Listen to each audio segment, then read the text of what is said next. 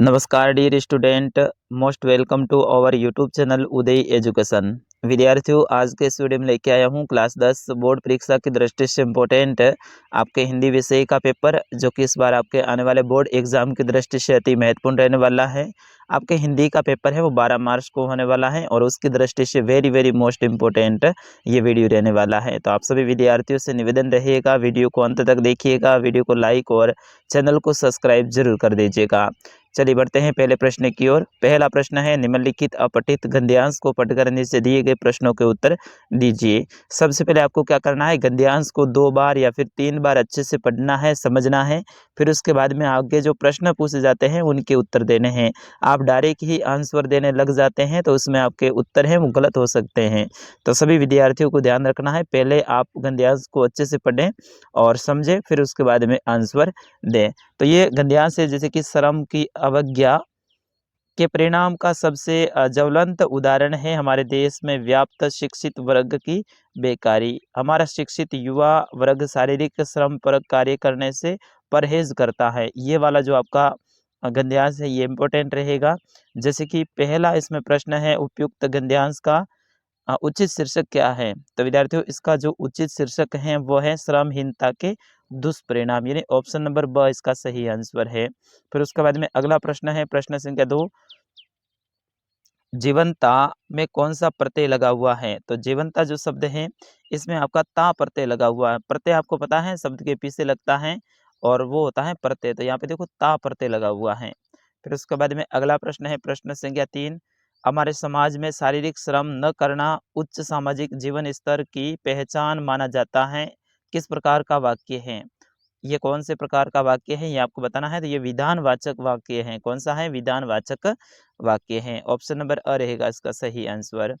और फिर इसी गद्यांश का जो अंतिम प्रश्न है वो है कि बीमारियों की संख्या में वृद्धि कब होने लगती है?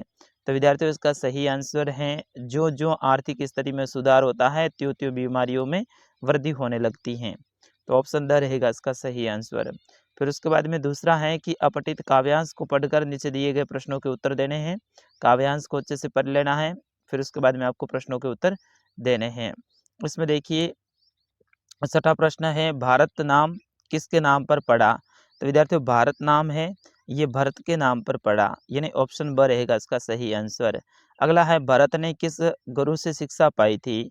तो भरत ने है वो कश्यप ऋषि से शिक्षा पाई थी, यानी ऑप्शन स रहेगा इसका सही आंसर। ये सारे के सारे प्रश्न हैं आपके गद्यांश में से ही पूछे गए हैं, गद्यांश और पद्यांश में से। फिर उसके बाद में अगला है, भरत किसका पुत्र था? तो विद्यार्थियों, उसका सही आंसर होगा, भरत किसका पुत्र था? दुष्यंत का पुत्र था। और फिर उसके बाद में अगला है कि भरत के सहचर कौन थे या फिर कौन है? तो इसका सही आंसर है, भरत के जो सहचर हैं वो आपके शिशु सिंह, यानी ऑप्शन नंबर स रहेगा इसका सही आंसर। फिर उसके बाद में अगला प्रश्न है, काव्यांश का उचित शीर्षक लिखिए। इसका उचित शीर्षक आपको लिखना है। तो इसका उचित शीर्षक होगा दुष्यंत पुत्र, यानी ऑप्शन नंबर द रहेगा इसका सही आंसर। फिर उसके बाद में अगला है, दिल्ली में फौरन हाजिर होने का हुक्म किसने दिया? तो विद्यार्थियों, दिल्ली में फौरन हाजिर होने का हुक्म है मूर्तिकार ने दिया। ठीक है, किसे दिया, सॉरी किसे दिया? तो ये मूर्तिकार को दिया। फिर उसके बाद में अगला है, गंगटोक किस राज्य की राजधानी है? तो ये सिक्किम की राजधानी है। ऑप्शन नंबर द रहेगा इसका सही आंसर। फिर उसके बाद में दूसरा प्रश्न बहुत इंपॉर्टेंट है, रिक्त स्थान की पूर्ति करनी है, यानी खाली जगह को भरना है। तो इसमें संज्ञा के स्थान पर प्रयुक्त होने वाले शब्दों को सर्वनाम कहते हैं। तो यहाँ पे आपको लिखना है सर्वनाम। क्या लिखना है? सर्वनाम। फिर उसके बाद में अगला है, संज्ञा शब्द का शाब्दिक अर्थ नाम होता है। संज्ञा शब्द का शाब्दिक अर्थ ना है वो नाम होता है। फिर उसके बाद में तीसरा है, जिसके द्वारा विशेषता बताई जाती है उसे विशेषण कहते हैं। जिसके द्वारा विशेषता बताई जाती है उसे क्या कहते हैं? विशेषण कहते हैं। चौथा है, ऐसे शब्द जिनमें लिंग, वचन, पुरुष, कारक आदि के कारण कोई विकार नहीं आता है उसे अव्यय या फिर अविकारी कहते हैं। ठीक है ना, अव्यय या फिर अविकारी कहते हैं। फिर उसके बाद में पांचवा है, उपसर्ग शब्द के प्रारंभ या पूर्व में जुड़कर शब्द का अर्थ बदल देते हैं। तो यहाँ पे प्रारंभ या पूर्व आप लिख सकते हैं। फिर उसके बाद में अंतिम जो रिक्त स्थान है, क्रिया शब्दों के अंत में लगने वाले प्रत्यय को कृत प्रत्यय कहते हैं। क्या कहते हैं? कृत प्रत्यय कहते हैं। फिर उसके बाद में अगला प्रश्न है प्रश्न संख्या 3। निम्नलिखित अति लघुतरात्मक प्रश्नों के उत्तर लगभग 20 शब्दों में दीजिए। यानी इनके उत्तर हैं आपको 20 शब्दों में देने हैं। ये सारे के सारे प्रश्न इंपॉर्टेंट है विद्यार्थियों, इसको आप हल्के में ना लें। पहला प्रश्न है इसमें संधि किसे कहते हैं? तो संधि दो या दो से अधिक वर्णों के मेल को संधि कहते हैं। प्रश्न आएगा संधि किसे कहते हैं? तो दो या दो से अधिक वर्णों के मेल को संधि कहते हैं। दूसरा है द्वंद्व समास की परिभाषा लिखिए। द्वंद्व समास की परिभाषा लिखनी है तो प्रथम व द्वितीय पद प्रधान हो वो द्वंद्व समास कहलाता है। जिसमें प्रथम और द्वितीय जो शब्द हैं वो प्रधान हो तो उसे को वो कौन सा होता है? द्वंद्व समास होता है। अगला है अंगूठा दिखाना मुहावरे का अर्थ बताइए। यानी अंगूठा दिखाने का मतलब होता है मना करना। क्या होता है? मना करना। फिर उसके बाद में आगे है नाच न जाने आंगन टेढ़ा लोकोक्ति का अर्थ लिखिए। तो किसी कार्य को करने की शक्ति ना होने पर दूसरों को दोष देना, जैसे कि नाचना हो, नाच न जाने आंगन टेढ़ा, यानी कोई कार्य करने की अपने पास में शक्ति है नहीं तो अपन क्या करते हैं? दूसरों के ऊपर दोष देते हैं, तो वो इस तरह से हो जाता है। फिर उसके बाद में अगला है लखनवी अंदाज पाठ के लेखक कौन है? तो विद्यार्थियों इसका सही आंसर है यशपाल। यशपाल इस पाठ के लेखक हैं। फिर उसके बाद में छठा प्रश्न है रोपनी किसे कहा जाता है? रोपनी किसे कहा जाता है? आपका छठा प्रश्न बहुत इंपॉर्टेंट है। फिर उसके बाद में अगला है शहनाई की तुलना दक्षिण भारत में किस वाद्य यंत्र से की गई है? तो युग का नाग स्वरूप है उसकी शहनाई से तुलना की गई है। फिर उसके बाद में अगला है उद्धव ने गोपियों को क्या संदेश दिया? उद्धव ने गोपियों को क्या संदेश दिया? तो योग का संदेश दिया। कैसा संदेश दिया? योग का संदेश दिया। फिर उसके बाद में अगला प्रश्न है लक्ष्मण के कुल में किन पर वीरता नहीं दिखाई जाती है? तो लक्ष्मण के कुल पर देवता, ब्राह्मण, ईश्वर भक्त और असहाय जो व्यक्ति होता है उसके ऊपर वीरता नहीं दिखाई जाती है। फिर उसके बाद में पाटिका थी वह धुंधले प्रकाश की। इसमें धुंधला प्रकाश का आशय क्या है? ये आपको बताना है। तो धुंधला प्रकाश का मतलब क्या होता है ये आपको बताना है। तो इसमें भावी जीवन में मिलने वाले सुखों की अस्पष्ट कल्पना ही धुंधला प्रकाश कहलाता है। फिर उसके बाद में अगला है अज्ञे ने मैं क्यों लिखता हूँ पाठ में किस देश की यात्रा का वर्णन किया है? तो उन्होंने किया था जापान देश की यात्रा का वर्णन, तो यहाँ पे जापान लिखना है। और अंतिम है 12वां प्रश्न कि पहली बार दरवाजे बंद कर मूर्तिकार ने क्या सुझाव दिया? तो नेताओं की मूर्ति से नाक हटवाकर जॉर्ज पंचम की मूर्ति पर नाक लगवाया जाए, ये इन्होंने सुझाव दिया था।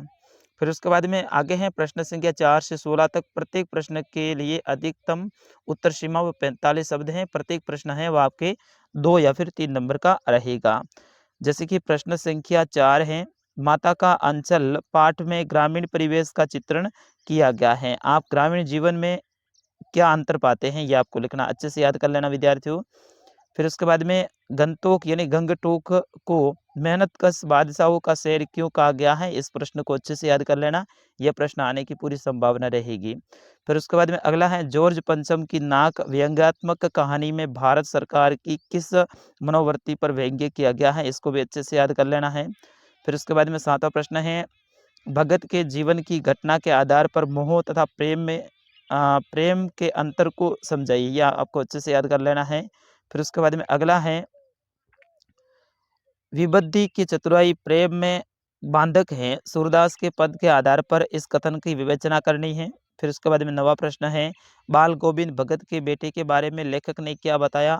भगत उससे अधिक प्यार क्यों करते थे? इसको अच्छे से याद कर लेना। फिर उसके बाद में अगला है ये सारे के सारे प्रश्न इंपॉर्टेंट है विद्यार्थियों, आपको याद करने पड़ेंगे। सारे प्रश्नों के उत्तर मैं नहीं बता सकता। अपने नवजीवन का अमृत सहर्ष सींच दूंगा मैं इस पंक्ति का भाव स्पष्ट कीजिए। फिर उसके बाद में 11वां है साया मत सुना कविता में जितना ही दौड़ा तू उतना ही भारत माया के माध्यम से कवि क्या कहना चाहता है? फिर उसके बाद में अगला है हथियारबंद पहरेदार अपनी जगह तैनात रहे और लाट की नाक चली गई। लेखक यह कथन सरकारी तंत्र की किस कमजोरी पर व्यंग्य करता है? ये आपको अच्छे से याद करना है। फिर उसके बाद में 13वां प्रश्न है एक कहानी यह भी कि लेखिका ने अपनी माँ को व्यक्तिहीनता क्यों कहा? ये आपको बताना है। फिर उसके बाद में अगला है क्रिया की परिभाषा उदाहरण सहित लिखिए। प्रश्न संख्या 15 है नागार्जुन का जीवन परिचय और कृतज्ञ संक्षेप में लिखिए। और प्रश्न संख्या 16 मन्नू भंडारी का जीवन परिचय और कृतज्ञ संक्षेप में लिखिए। तो ये कवि परिचय भी आपके आने वाले हैं। फिर उसके बाद में 17वां प्रश्न है निम्नलिखित पठित गद्यांश की सप्रसंग व्याख्या करनी है। तो इनकी व्याख्या करनी है, ठीक है ना? सप्रसंग व्याख्या कौन से गद्यांश कहाँ से लिया गया है? और फिर उसके बाद में अगला है पठित पद्यांश की सप्रसंग व्याख्या करनी है। ये कौन-सा है? हरी रे राजनीति पढ़ी आए समझूती बात कहवत मधुकर के समाचार सब पाए। एक इति चतुर हुए पहले ही अब गुरु ग्रंथ पढ़ाए। ये वाला है, इसको अच्छे से याद कर लेना है। फिर उसके बाद में राम लक्ष्मण परशुराम संवाद में किसकी उपमा लोमई खांड से दी गई है और क्यों? ये आपको लिखना है। या फिर ये नहीं आता तो ये लिख देना फसल कविता में कवि ने क्या संदेश दिया? अच्छे से याद कर लेना है। प्रश्न संख्या 20 है लखनवी अंदाज रचना में नवाब साहब की सनक को आप कहाँ तक उचित ठहराएंगे और क्यों? इसको अच्छे से याद कर लेना है। फिर उसके बाद में अगला है कि हालदार साहब ने कैप्टन के बारे में पूछने पर पान वाला अपनी आँखों क्यों पोंछने लगा? इसको अच्छे से याद कर लेना है। और फिर उसके बाद में किसी एक विषय के ऊपर 300 शब्दों में आपको निबंध लिखना है। हिंदी हमारी राष्ट्रीय भाषा, राजस्थानी संस्कृति, बेरोज़गारी की समस्या, कारण, निवारण निराकरण के उपाय और चौथा रहेगा मनोरंजन के आधुनिक साधन। इन चारों में से एक को आपको लिखना है। फिर उसके बाद में अगला है स्वयं को राजकीय उच्च माध्यमिक विद्यालय भरतपुर का छात्र मानकर प्रधान अध्यापक को विद्यालय में खेल सुविधाएं बढ़ाने का निवेदन किया गया हो ऐसा प्रार्थना पत्र लिखना है। अगर ये नहीं आता है तो किसी अर्ध सरकारी उच्च माध्यमिक विद्यालय के प्रधानाचार्य या फिर प्रबंध समिति के अध्यक्ष को एक आवेदन पत्र लिखिए जिसमें अस्थायी शिक्षक पद नियुक्ति करने का अनुरोध किया हो। और अंतिम प्रश्न रहेगा टूथपेस्ट बनाने वाली कंपनी के लिए एक विज्ञापन तैयार कीजिए। पर्यावरण के प्रति जागरूकता बढ़ाने के लिए एक विज्ञापन तैयार कीजिए। इस तरह से ये कक्षा 10 का पूरा पेपर मैंने आपको बता दिया है। इनमें जितने भी प्रश्न बताए हैं इनको आप अच्छे से याद कीजिएगा और अपनी तैयारी को जारी रखिएगा। फिलहाल के लिए इस वीडियो में इतना ही। नमस्कार, जय हिंद, वंदे मातरम।